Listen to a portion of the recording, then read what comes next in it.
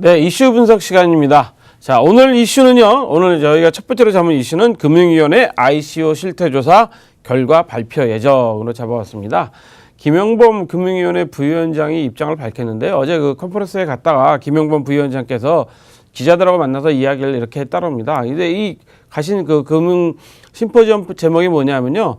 대한금융 생태계 현황과 과제라는 정책 심포지엄이었다고 합니다. 근데 김영범 부위원장은 이날 그 기자들하고 만난 자리에서 무슨 얘기를 했냐면 일단 현재 ICO 실태조사를 경감원에서 하고 있기 때문에 그 나온 결과를 가지고 결과 나오면 전부 다 정부 부처가 전부 그 결과를 공유해서 거기에 따른 대안을 마련하겠다. 거기에 따른 이제 한번 대책을 마련하겠다라고 이야기했죠. 자, 지난번에 여러분들도 잘 아시겠지만 국정감사에서 그 홍남기 국무조정실장이 11월 중에 뭐 대책을 내놓겠다라고 말씀하셨는데 그 대책이 나오기 전에 뭐 11월에 지금 그 실태조사가 나오니까 그 실태조사가 아마 엮여가지고 대책도 같이 나올 것 같은데요.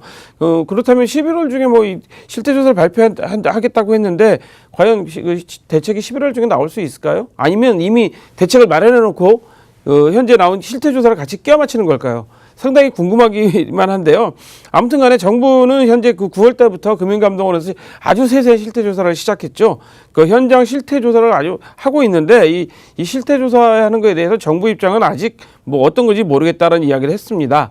따라서 아마 11월 중에 그 실태조사 결과가 나오면 그거에 따라 정부의 입장이 밝혀질 텐데 과연 어떤 실태조사가 나올지는 사실 좀 기대 반 우려 반입니다. 왜냐? 좋은 결과가 나오게 되면 다행이지만 반대의 결과가 나오게 되면 당연히 정부에서는 어떠한 그 부정적인 그 규제 방안이 나올 거기 때문에 이 정부의 논의가 어떻게 될지 모르겠는데요.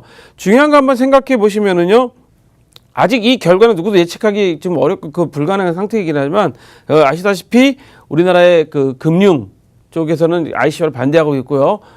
기술 쪽에 블록체인 쪽에서 하는 산업부나 이런 쪽에서는 그 정보 과기정통부 같은 데는 현재 긍정적으로 생각하고 있는데 반대로 그 법을 다루는 법무부 같은 데는 아직 입장을 전혀 밝히지 않고 있습니다. 자, 누구도 예측할 수 없는 결과. 자, 금융위원회 ICO 실태조사 결과를 좀 저희가 지켜봐야 되는 이유라서 첫 번째 이슈로 삼아봤습니다.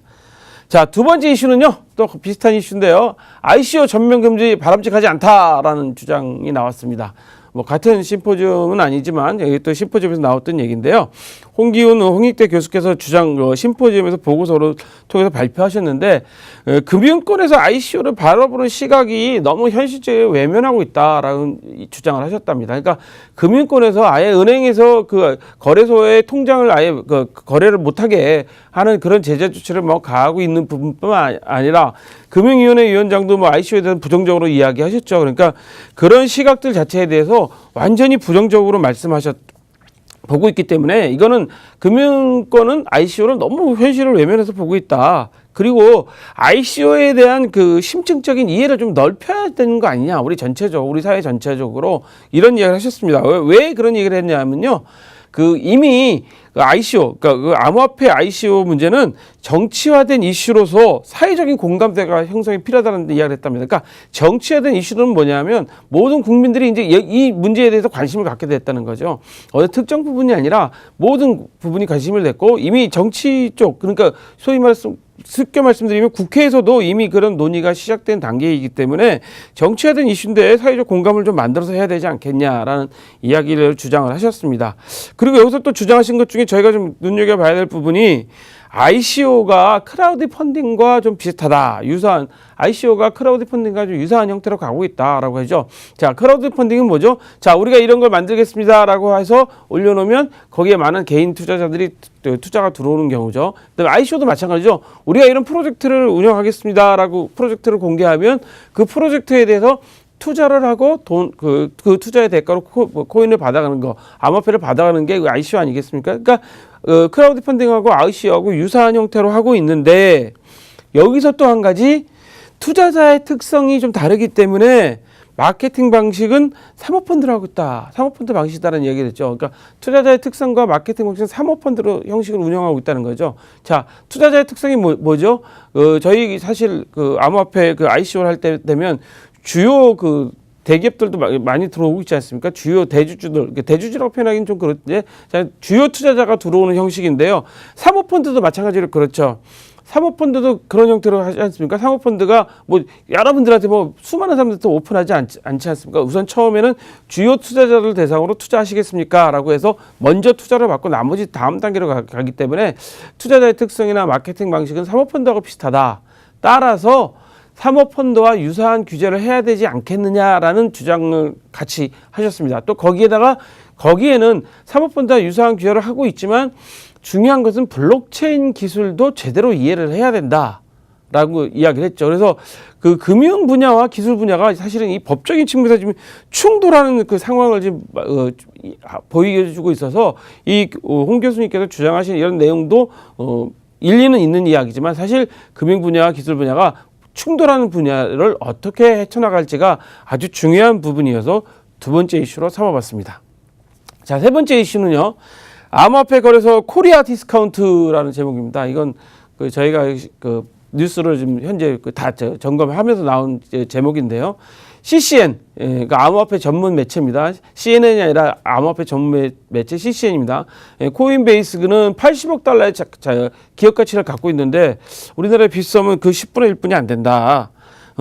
거래량은 오히려 빗썸이 더 많은데 기업 가치는 정반대의 현상을 나타내고 있다라는 보도를 했습니다. 그러면서 사용자 수가 코인베이스는 2천만인데 빗썸은 겨우 500만이다. 자, 그 거래자가 지금 거래하는 사람이, 그러니까 참여자가 지금 사용자가 코인베이스 2천만 명이고 빗썸은 500만 명이에요. 근데 반대로 그 현재 거래되는 양은 빗썸이 더 많단 말이죠. 그러니까 적은 인원이 많이 거래를 하는 거죠. 적은 인원이 큰 금액을 거래하게 되는 거죠. 그렇다 보니까 약간의 역전되는 현상이 되다 보니까 그런 상태에서 현재 코인베이스가 빗썸이나 이런 우리나라 거래소보다 훨씬 더 높은 기업 가치를 인정받고 있다는 건데 여기에 이렇게 분석을 했습니다. 이런 차이의 결정적인 이유는 정부의 규제 리스크에 있다. 정부가 아직 규제 방안에 대해서 어떻게 방향을 정하지 않기 때문에 그 규제 리스크 때문에 현재 우리나라 거래소들이 제대로 인정받지 못하고 있다. 사실 우리나라 거래소들 불쌍합니다. 왜냐하면 그 기업에서 제대로 된 벤처기업으로도 인정도 못 받고 그런 상황이기 때문에 상당히 어려운 상황인데요. 이런 정부가 이것에 대해서는 정부가 이 산업에 대한 혁신과 의지가 좀 제대로 있어야 되지 이루어지지 않을까 하는데요. 거기에 따라서 또 우리나라 거래소들도 사실 그냥 어떤 시류에 편성할 게 아니라 거래소도 자체적으로 혁신이나 제대로 된 개혁의 의지가 있어야 되겠다라는 것 때문에 세 번째 이슈로 삼아봤습니다. 자, 네 번째 이슈는요.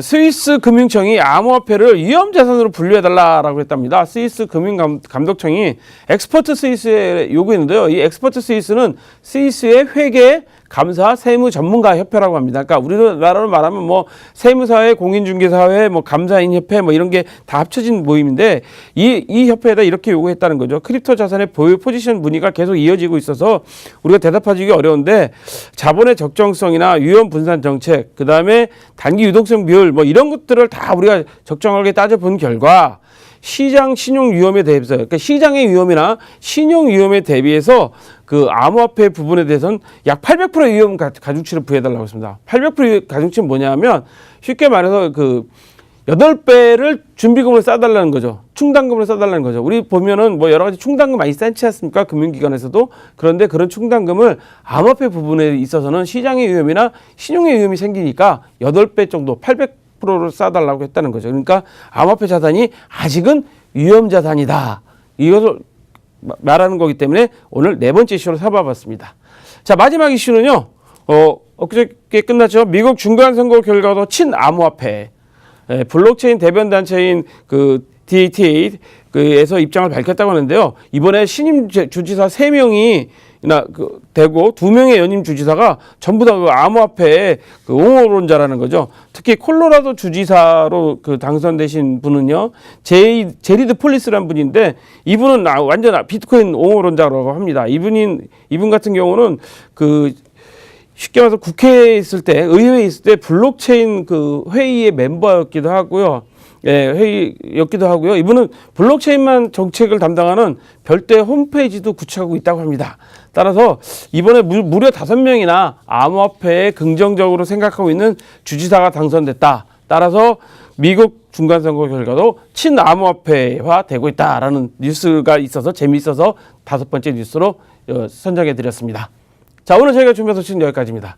참고로 본방송에서 제공하는 정보는 투자 판단의 참고 자료일 뿐이며 암호화폐의 가치 또는 상승 하락을 보장하지 않습니다. 톡톡코인 365 시청해주신 여러분 고맙습니다.